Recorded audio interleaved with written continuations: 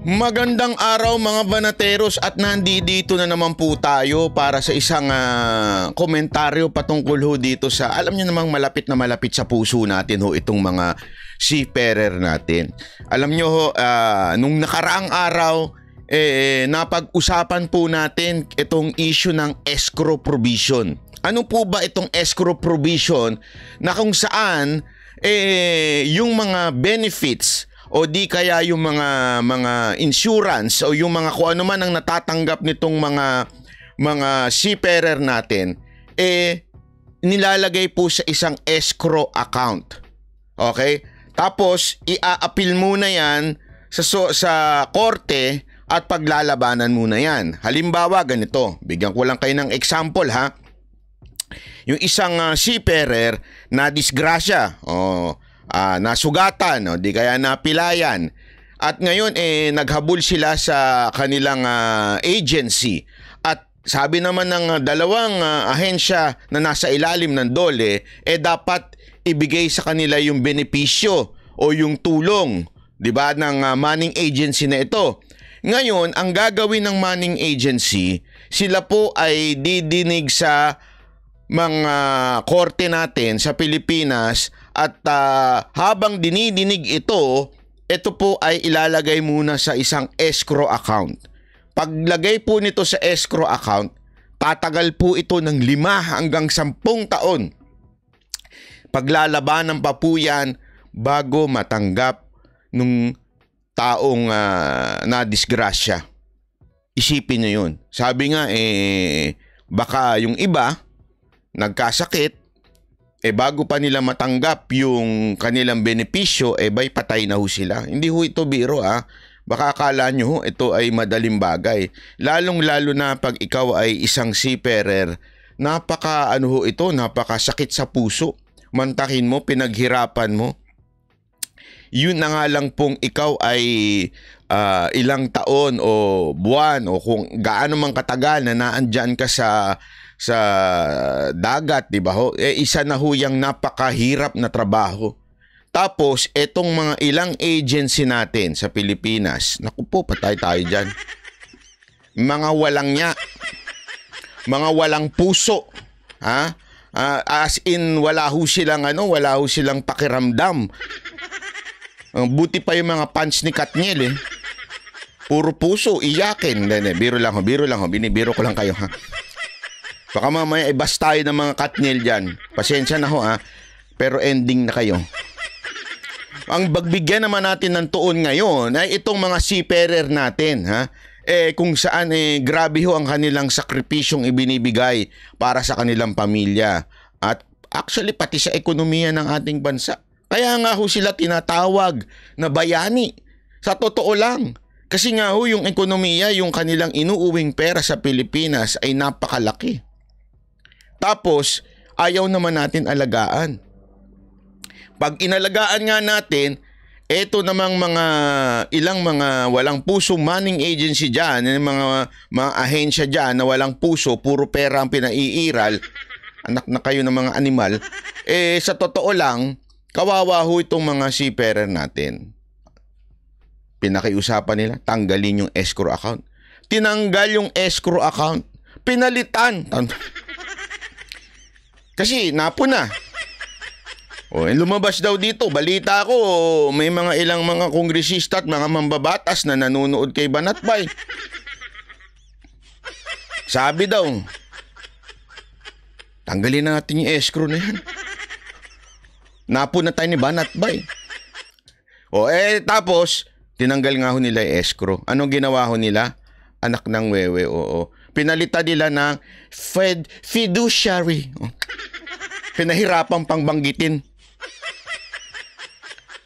Pero pareho lang din ho yan ng provision na yan. Okay? At diniscuss nga ho natin.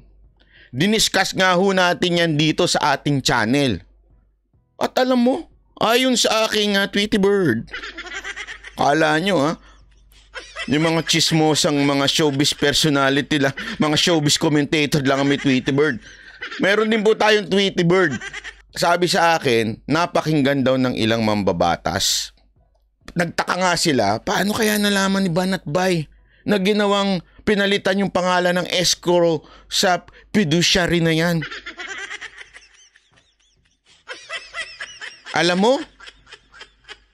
sabi nila, tatanggalin na daw nila yung fiduciary na yan. Tapos, papalitan lang nila ng bagong pangalan. Ako po, ano kaya yung bagong pangalan na yan? Nako. Papalit-palit lang ng pangalan, ha? Parang papalit-palit lang kayo ng babae. Huwag nyo gayahin si DJ. Huwag ganun, Banat Bay! Pambiraan naman, lagi na naman sikat niya lamin na banatan mo dyan eh. Hindi ho, hindi. Hindi, alam mo kasi, alam mo naman, mga issue ngayon, di ba? Yung hindi makamove on ng mga taong bayan dyan sa hiwalayang Katniel. Medyo na-relate natin dito yan. Yeah. Hindi, papalitan daw ng pangalan. From Catherine, naging, ay ba, anak ng wewe ka, Banat Bay. From escrow, naging fiduciary. Ngayon, bago na daw ang ipapalit. Oh. Nung kinalaman ni Escudero dyan? Banat Bay, napakano ka naman. Bakit picture ni Escudero nandyan? Hindi, inaantay ko lang sila ni Hart. Hindi, biro lang po. Baka naman sabi, Senator Cheese, kayo ba forever ni Hart? Biro lang ha, Senator Cheese. Baka mamay patawag ako nito. Samon chismis na naman nalaman yan. Hindi, biro lang. Anyway, Senator Cheese, may balita kasi ko diyan sa loob ng Senado. Balita ko lang naman ho ito, kaya ako'y nagtatanong sa iyo. Senator Cheese Escudero, ano itong ginawa mo? Di umano daw, sabi nitong mga source ko diyan sa loob ng Senate, dahil nga nalaman ng ilang mambabatas itong diskusyon patungkol sa escrow, pinalitang fiduciary, balita ko, papalitan mo daw ng ibang pangalan.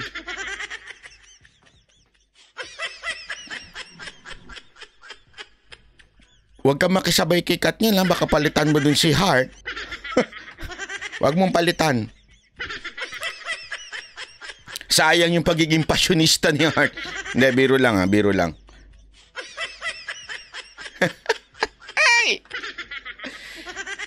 Senator Cheese, yung totoo po. Kayo daw po ay merong mga ilang kausap daw. Ayoko na lang sabihin mga manning agency yung kausap ninyo. Ayoko na lang sabihin na ganun. Kasi basta ang sabi lang sa akin na source ko meron daw kayong kausap, di umano. Ha? At medyo nag-leak daw itong impormasyon na ito na ikaw daw di umano. Naku po, ano kaya yan? Nag-iisip ng ipapalit sa pangalang escrow. At naku po, magkakaroon na ng ibang pangalan. Hindi na fiduciary, papalitan mo daw itong fiduciary dahil napuna nga dito sa Banat Bay Channel, papalitan mo na naman daw ng bago para lang hindi mapuna. Alam mo, ang babae, Senator Cheese, pare-pareho lang yan. Biro lang ha. Faithful yan si Senator Cheese, napaka-sweet niya kay Hart. Pero alam mo, Senator Cheese, ang escrow, fiduciary, at itong kung ano man ang nasa isip ninyong planong ipalit, sandali ho. Magkakaroon ho ito ng ibang implikasyon kung ito'y papalitan na naman ng ibang pangalan. Ibig sabihin lamang po, ini-insist nyo talaga ng mga mambabatas itong pampapahirap sa ating mga seafarer. Sana po, hindi ako naniniwala na kayo ho ay papabor dyan. Hindi ako naniniwala Naku po, pinanonood ko yung mga vlog nyo, hindi ako naniniwala. Dahil habang pinanonood ko yung vlog nyo, kinikilig ako. Joke lang po. Habang pinanonood ko ang mga vlog ninyo ng inyong partner na si Hart, nakikita ko yung pagiging seryoso mo at matalino ka bilang senador. Di ba ho? At naniniwala ako na alam mo na pag pinalitan yan ng ibang pangalan, Senator Cheese, at ngayon na-discuss na ho natin dito, alam nyong magkakaroon ng ibang repercussion yan, lalong-lalo na sa mga botante. Kasi mantakin nyo, parang ang dating nun, kung pinalitan nyo lang ng pangalan, ayaw ng mga seafarer yung escrow, ayaw ng fiduciary, ngayon papalitan na naman ng bagong pangalan, parang ang dating nun, kung pinalitan ninyo, kung sakali lang, at kung talagang nanggaling sa inyo, abay magagalit ho sa inyo ang mga OFW niyan. Naku po, patay tayo dyan sa eleksyon. Hindi man sila ganun kadami, sabi nga ng ilang mga political analyst dyan, ang botante nila, pero yan ho ang pinaka-warrior pagdating sa social media, itong mga seafarer. Hindi, walang biro. Baka mamaya maapektuhan po yung ninyo, ang botante ninyo dyan, ha? Sayang pa naman yung vlog ninyo ni Hart. Ang dami pa naman sanang nanonood niyan. Tapos bigla lang masisira kayo dahil lamang po sa pagpapalit ng pangalang escrow to fiduciary. Hindi ho kayo nagpalit nun, pero ngayon magkakaroon daw di umano. At kayo daw po ang nag-iisip ng bagong pangalan. Daw di umano. Linawin natin Ito daw po ay dumadaan sa inyong opisina. Hindi ko lang ho alam kung ito ay mangyayari. I hope you would consider na hindi ituloy na palitan lang yung pangalan. Kasi meron ng matinding repercussion yan sa pananaw ng mga OFW. Senator Chis Escudero. Ito pakinggan nyo lamang po, may papakita lamang po ako sa inyong video ng mga seafarer natin. Ito, may nakuha tayong mga interview nila patungkol dito sa escrow and fiduciary na ito. Papakinggan natin. Nawala na nga ang escrow account. Pero ang ipinalit nila, fiduciary, ang nakapalaman sa escrow account, yun pa rin ang sa fiduciary. Ganun pa rin. Matagal pa rin ma-claims. 5 to 10 years pa rin ang nakalagay dun. Kawawa ang mga seaman. Maraming seaman na mamamatay. Or marami ring seaman na hindi na mag-aaral. Halimbawa, yung sample, yung mga anak ko, mga pamangkin, ayoko nang pag-aralin. Kung ganyan ang gagawin ng mga mababatas na iipitin ang claims ng seaman, hindi naman namin sinasadya kung magkasakabit. Ibig sabihin niya ayaw na nilang pag-aralin kasi hindi na nila kakayanin. Di ba ho? Pag-aralin yung pagpatuloy ng kanilang mga anak dahil maiipit lamang po yung kanilang benepisyo. O paano yung pag pinag-aral nila tapos biglang mapuputol lang dahil ipaglalaban ng mga agency na patatagalin ho nila yan sa korte. Alam naman po natin, hindi natin masisi korte dahil sa dami-dami ng kaso. Di ba ho? Na kanilang dinidinig kaya tumatagal. So, kaya nga sinasabi nila, dapat final and executory na ho yung desisyon ng agency, ng DOLE, nasa ilalim ng DOLE. Di ba ho? Ay, naku. Magkasakit kami sa barko or madisgrasya.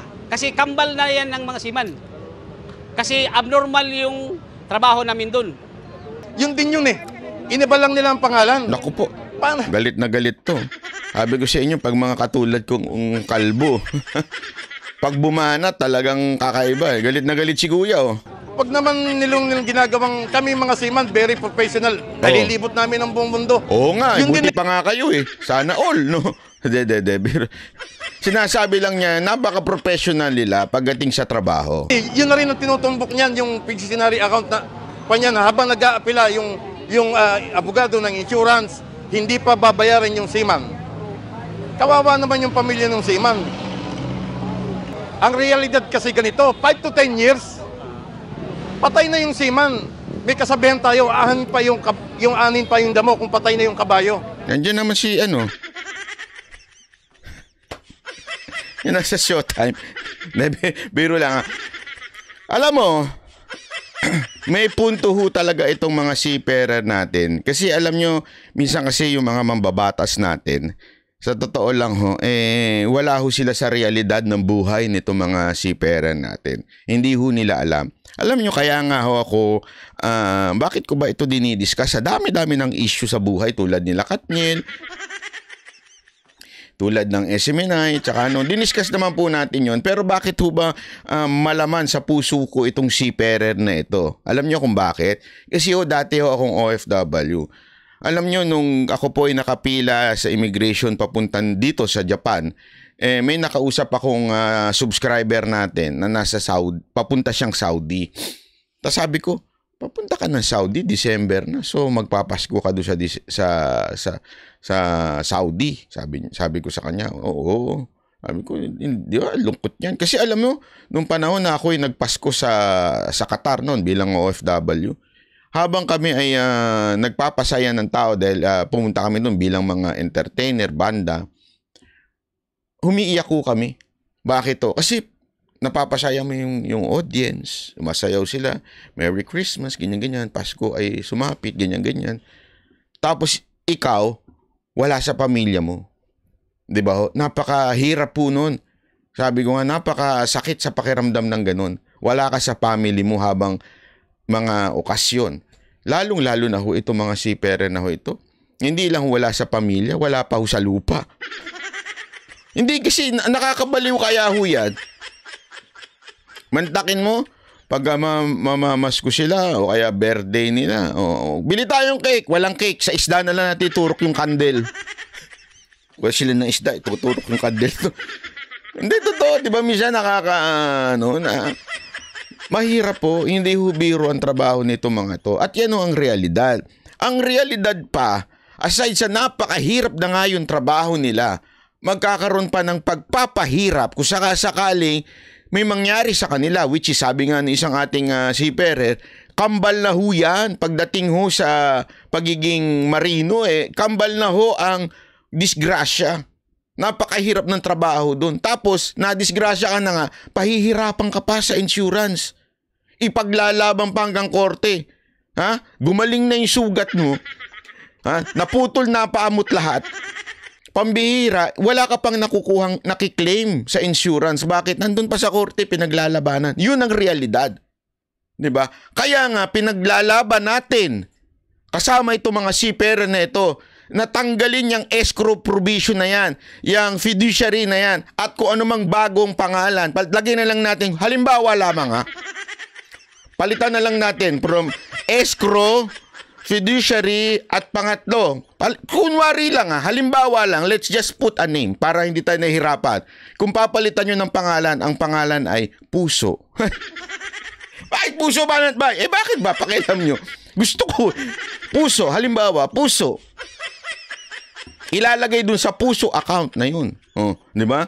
Tapos tsaka paglalabanan ba sa korte, bago nyo pa matanggap. Ang bira, oo. Kaya nga ako naniniwala ako, Senator Chis Escudero, kayo po'y napakatalinong senador, napakagaling sa pananalita. Naniniwala ako na hindi kayo kasangkot doon sa mga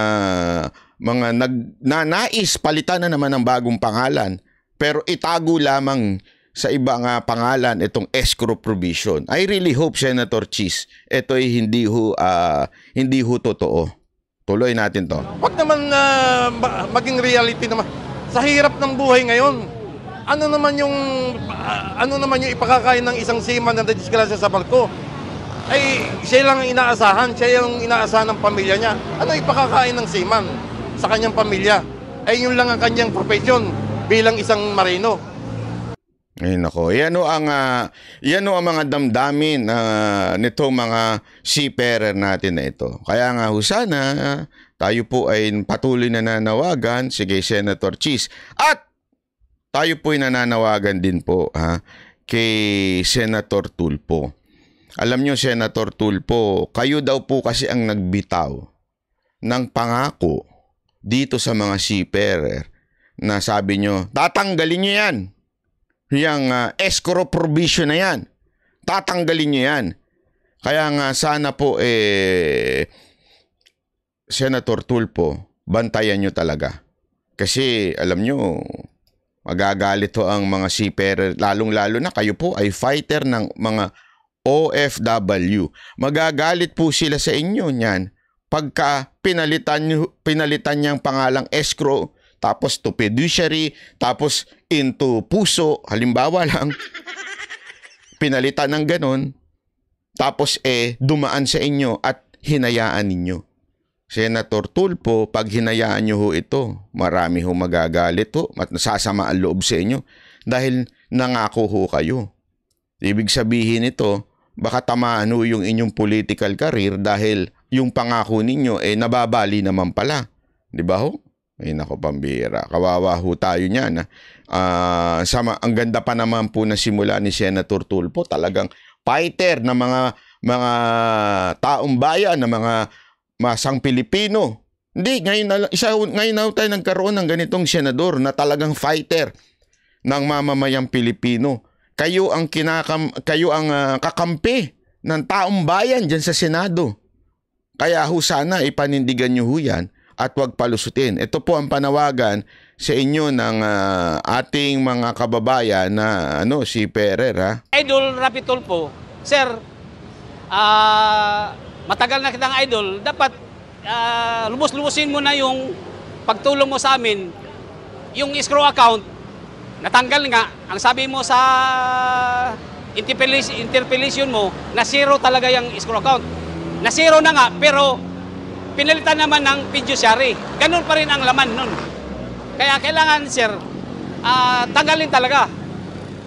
Ibalik sa normal talaga ang pag-claims ng seaman, na wag na patagalin kasi lumalabas na pinahirapan yung mga seaman dyan sa provision na yan yung escrow account or fiduciary. Hopefully, Ginoong Rapi Tulfo, nananawagan po kaming mga Amor Seaman na huwag pong maisingit ang Section 51 na extra provision. Medyo wala na pong palagay ko, wala na pong mangangarap na maging seaman pag naisabatas po yan, extra provision. Sa darating na ngayon na BICAM, mga congressman saka mga senador, pakiusap ko lang sa inyo, paboran nyo na naman ang mga seaman. Kasi kami yung tinatawag nyo na hero. Tapos ngayon, ang mangyayari sa amin, hindi na hero kasi iniipit nyo na yung karapatan namin. Naku po. So nanawagan ho si Kuya na lalong-lalo na ho kay Senator Rapi Tulfo. Senator Rapi Tulfo, ako naniniwala ako, this will make or break your Senate career. Kasi dito, kita ho ng taong bayan, yung kapangyarihan ng mga oligarch, kapangyarihan ng mga mayayamang money agency na gumagapang. Sa madaling salita, 'di ba? Alam naman po natin yung mga gumagapang diyan sa Congress, gumagapang sa Senate, 'di ba? Ang tawag ho diyan, naglalabi. 'Di ba ho? Nagbibigay ng pamerienda. Wag na ho tayo magmang-maangan, sir. Marami hong ganyan sa Senate at sa Congress. Mga nagpapamerienda. Mga naglalabi dyan na mga businesses. Yan nga ho, interest. Sa totoo lang ho, mga kababayan. Sabihin ko na ho sa inyo, totoo. Ito, real talk ho ito. Itong mga negosyo, itong mga malalaking kumpanya, itong mga mayayaman na kumpanya na ito, kaya ho sila pumupondo, tumutulong sa kampanya ng mga senador, mga congressman. Sa tingin ninyo, saan kukuha ng pera yung mga congressman na yan sa mga senador na yan? During the election, mababa ho ang 100 milyon para manalo ka. Yan ho ay ang tumutulong sa kanila ay mga negosyante. Bakit ho sila tinutulungan ng negosyante? Dahil mahal nila bayan? Patarantaduhan ho yan. Kaya ho tumutulong yung mga negosyante na yan so that meron silang kaibigan na nasa loob ng Senate at Congress that would protect their business interests. Yan ho ang totoo. Para proteksyonan ang kanilang negosyo. Kaya nga ang tanong natin dito sa mga congressman na ito, 'di ba? Negosyo. Bayan o negosyo? Mamili kayo. Di ba ho? Yun ang totoo. Ako naniniwala ako, Senator Rapi Tulfo, narating ninyo ang pagiging isang senador dahil kayo po ay tumutulong sa mga maliliit nating kababayan. Yan ang naging mandato ninyo eh. 'Di ba? Talagang tinutulungan ninyo yung mga naaapi, tinutulungan ninyo yung mga kababayan natin na nandiyan sa laylayan, 'di ba? Totoo. Ako ho ay hindi ko sinasabing walang pagkakamali si Senator Rapi, ha? Hindi ho yan ang sinasabi ko. Pero ako po ay nanunood ng Rapi Tulfo in action mula nung nagsimula po kayo sa radio. Na pinanonood ko kayo. Di ba ho? Magkakasudod po kayo ni Christy Permin. Chismis muna tapos... Hindi, kayo pala muna bago yung chismis. Pinanonood ko kayo. Kasi nga nakikita ko yung mga tulong ninyo sa mga maliliit nating kababayan. Nakakatuwa. And because of your genuine help to our people, kayo po ay umabot sa Senado. Senator Tulfo, pag ito po ay nakalusot sa inyong mata, nakalusot sa inyong opisina, ang pagpapalit ng escrow sa ibang pangalan, naku po, malaking dagok ko ito sa inyong karir dahil nangako po kayo na hindi nyo papayagang makalusot tong escrow. Dahil sa sobrang galing ng ilang mga mambabatas natin at syempre sa kadahilan ng may kasunduan sila diyan sa mga money agency, papalitan lang nila yung pangalan itong escrow into another. Sinubukan nga nilang palitan sa fiduciary. Dahil na po na dito sa ating channel, balita ko, napanood nila at kaya plano na naman nilang palitan ngayon. Kaya nga, we are bringing this sa atensyon ng publiko dahil kawawa naman. Ang una-una, hindi ko inuhusgahan si Senator Cheese. Nakarating lang po yun at kaya nga ako sabi ko doon sa nagbalita sa akin, totoo ba yan? Pag pinanunood ko si Senator Cheese, napakatalinong tao niyan. Hindi gagawa ng hakbang yan para ikasisira ng kanyang political career. Kaya hindi sa tingin ko, yan. Pero gayon pa man, tayo ho'y nananawagan. Through our program na sana Senator Cheese, wag naman po. At Senator Rapi Tulfo, sana po'y bantayan ho ninyo na hindi makalusot ho ito. Sana, sa panghuling bitaw ko lang ho, tinuturing nating bayani itong mga ating seafarer, OFW. Kailan lang po ba sila bayani? During the election? Lang po ba sila bayani? O kahit hanggang ngayon?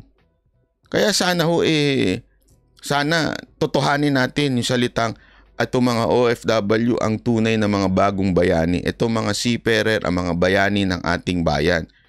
Yung interest nila ang ating isipin at hindi ang interest ng mga oligark, lalong-lalo na ang interest nitong mga money agency na walang inisip kung hindi ang pera, kung hindi iniisip kanilang kita.